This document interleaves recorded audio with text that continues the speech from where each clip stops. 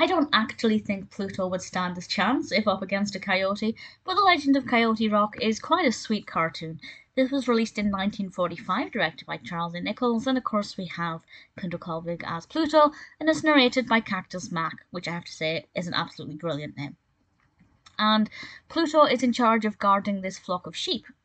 It's set in the West. We have some beautiful earthy tones and kind of dusty colours, dusty browns and bronzes, and visually I think it's very well animated. It's very beautiful. And we have this coyote character who is, of course, a big threat to the sheep. Pluto has to try and look after the sheep. An individual, the black sheep, of course, the sheep that's a bit of an outcast, that's always at the end of the herd, the one who is definitely going to be very vulnerable to this coyote. And Pluto has to try and protect him.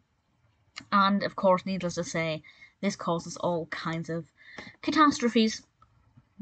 And I like the fact that it's not just a narrative about Pluto defending a flock of sheep against a coyote. It's also about this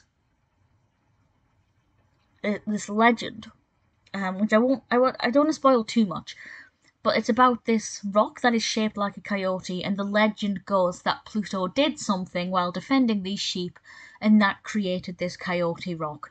And I think that gives it a nice little touch. They didn't have to do that. They could have just made it a narrative about Pluto protecting this flock of sheep and chasing off the antagonistic coyote. But they gave it something a little bit extra and made it a little bit more interesting. And I always think legends are really fascinating. I think they're always, full of wonder and marvel. And I definitely feel like it gave it just something that little bit extra here. So I liked it a lot more than I expected. I didn't know it was a Pluto cartoon going into it. I just had the title of the cartoon and just started watching it. When Pluto came along, it felt a bit weird because it's not usually the kind of environment in which we'd find Pluto, but it completely works.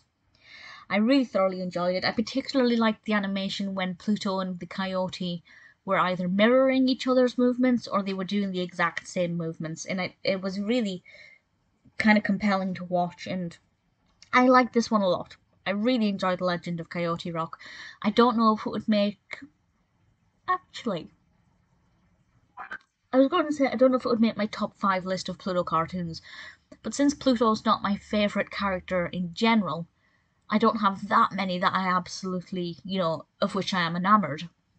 So actually, maybe Legend of Coyote Rock may actually be a new favourite. If you're a Disney fan, Pluto fan, or if you just like fun animations, it's definitely one you're going to want to check out.